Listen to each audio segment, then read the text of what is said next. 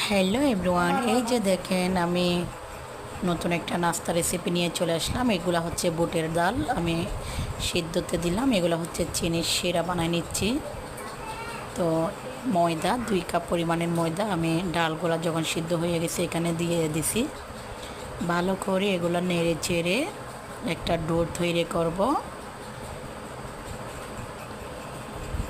এরপর আমি একটা থালার মধ্যে নিয়ে ভালো করে একটু মথে নিব, কারণ যত বেশি মলতে পারবো অত বেশি সুন্দর হবে। এই যে দেখেন কালারটা হলুদ হয়ে গেছে বুটের ডাল দেওয়ার কারণে। আমি একটা ডিম এবং 1 চামচ বেকিং পাউডার দিয়ে একটা গোলা করে উপরে একটু তেল ব্রাশ করে এটাকে ভেলে নেব। তো এখন আমি একটু সাইজ করে নিজের ইচ্ছা মতন কেটে নেব। দেখেন এগুলাকে বলা হয় মুগ পাকন পিঠা। এগুলা বানানোর জন্য আমি আসলে তো পারদর্শী না।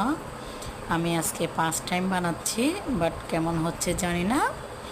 এগুলো যারা বানান বা অনলাইনে সেল করেন তারা একটু বলেই যাবেন কেমন হচ্ছে।